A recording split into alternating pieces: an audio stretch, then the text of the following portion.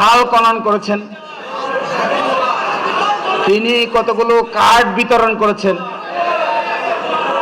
এবং আপনাদের অঞ্চলের সিটাইংয়ে হওয়া মিস্টার হোম মিনিস্টার তিনি একটা ক্রিকেট খেলা দেখতে গিয়েছিলেন।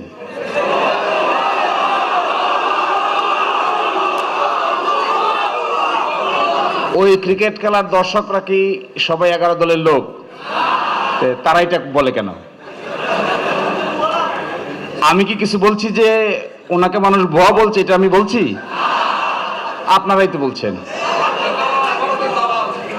তাহলে যে কাজ তিনি করেছেন দেখেন, আমি ফিরিস্তিটা বলি শেষ করেছি। কি করেছেন? খাল খনন করেছেন, কতগুলো টাকায় না কয়েকটা কার্ড দিয়েছেন, কতগুলো কৃষককে কয়েকটা কার্ড দিয়েছেন, কতগুলো গতকালকে দেখছি একজন ফিজিক্যালি চ্যালেঞ্জড ব্যক্তির একটা গাড়ি বানাইছেন, এটা চালাইতেছেন। আচ্ছা বলেন তো দেখি, উনি যদি 5 বছরের জায়গায় 10 বছর ধরে খাল খনন করে, এই দেশের খাল খনন শেষ করতে পারবে? খাল খননের জন্য সরকারের আলাদা বিভাগ আছে না, ডিপার্টমেন্ট আছে না?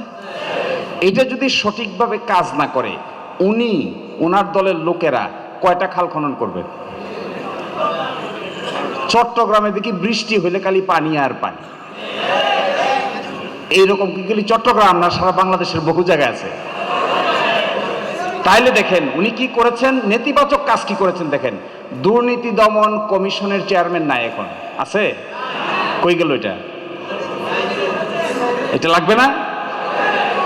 দুর্নীতি দমন কমিশনের চেয়ারম্যান স্বাধীনভাবে কাজ করতে দিলে অসুবিধা কোথায়? আমাদের তো কোনো অসুবিধা নাই। এই যে 11 দলের নেতারা বসে আছে, আমার তো মনে হয় বাংলাদেশের সবচাইতে গ্রহণযোগ্য ব্যক্তিকে সকলের সম্মতিতে বাংলাদেশের দুর্নীতি দমন কমিশনের চেয়ারম্যান হিসেবে বানাইতে আমাদের কারো কোনো আপত্তি। তো আপনাদের কেন? আপনাদের আপত্তি কেন? বাংলাদেশ ব্যাংকের গভর্নর বানাইছেন ওনারা, দেখেন নাই? কারে বানাইছেন? আমার মনে হয় ভারতীয় উপমহাদেশের ইতিহাসে কোন গার্মেন্টস ব্যবসায়ীকে এই ভারতীয় উপমহাদেশের কোন দেশে কোন কালে কখনো কোন ব্যাংকের গভর্নর বানানো হয় নাই। তো ভালো কাজ করেছেন, একদিকে খাল খনন করেন, আরেকদিকে বাংলাদেশ ব্যাংকের গভর্নর যার ইচ্ছা তার ধরে না বানিয়ে দেন। তো হইল কথাটা। এরপরে সবগুলো বিশ্ববিদ্যালয়ের ভিসি দলীয় তল্পি বাহক লোকদের বিশ্ববিদ্যালয়গুলোর ভিসি বানাইতেছেন কেন? বিশ্ববিদ্যালয়ে প্রেস্টিজিয়াস সম্মানিত ডক্টরেট ডিগ্রি করা, দেশে বিদেশে লেখাপড়া করা অত্যন্ত সম্মানিত প্রফেসররা আছে না? তাদেরকে ভিসি বানাইলে বিশ্ববিদ্যালয় ভালো হবে না খারাপ হবে? তাহলে দলীয় গুন্ডা সান্ডাদের বানাইতে হয় কেন? গুম আইন বাদ করেছেন, নিজেও গুম হয়েছেন, তারপরেও গুম আইন বাদ করেছেন। তারপরে দেখেন তথ্য অধিকার আইনের সংশোধনী বাদ করেছেন। তথ্য অধিকার আইনের সংশোধনীতে কি ছিল জানেন?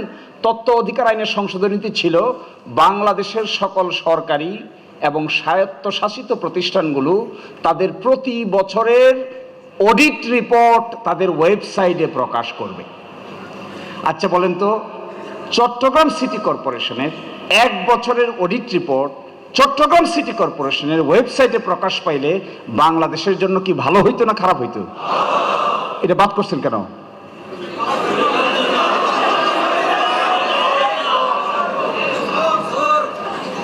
বিচারক নিয়োগ আইন বাদ করেছেন। বিচারক নিয়োগ এই প্রথম বাংলাদেশের 56 বছরের ইতিহাসে এই প্রথম বিচারকদেরকে নিয়োগ করার জন্য একটা আইন করা হয়েছিল।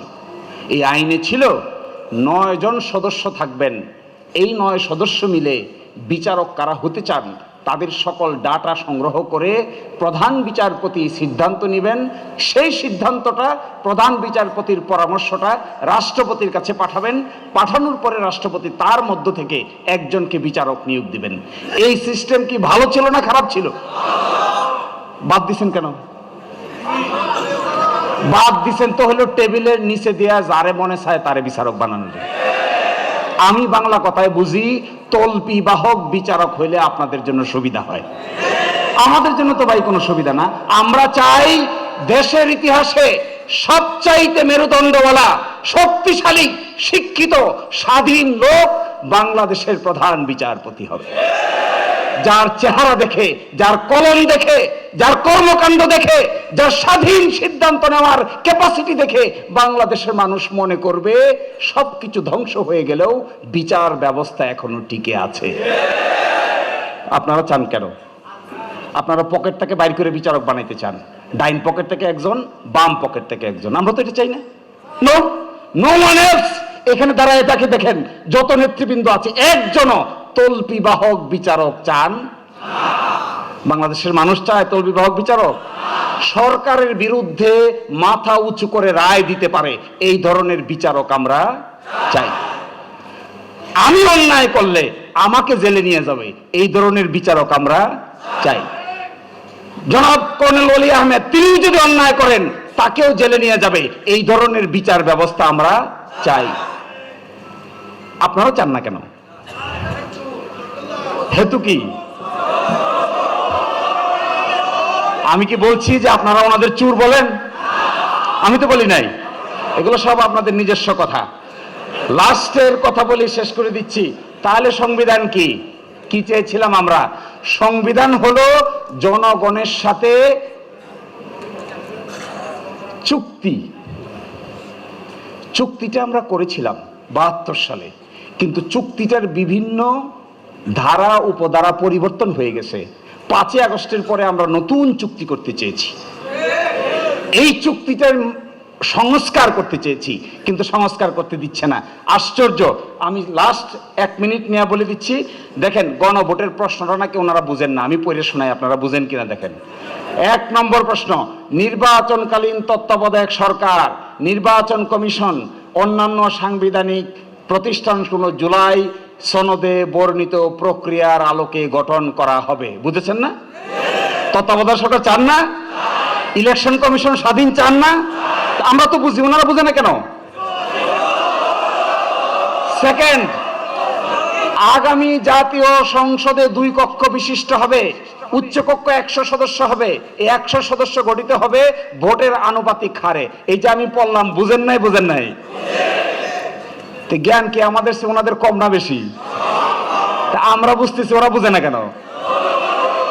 3 নম্বর, সংসদে নারীর প্রতিনিধি বৃদ্ধি, বিরোধী দল হইতে ডেপুটি স্পিকার, কয়েকটি সংসদীয় কমিটির সভাপতি নির্বাচন, প্রধানমন্ত্রীর মেয়াদ সীমিতকরণ, রাষ্ট্রপতির ক্ষমতা বৃদ্ধি, মৌলিক অধিকার, বিচার বিভাগের স্বাধীনতা সহ 30টি বিষয়ে একমত হয়েছে, তা অবশ্যই বাস্তবায়ন করিতে হইবে। বুঝলাম না? বুঝলাম না? এত সুন্দর বাংলায় লেখা যদি কেউ না বুঝে,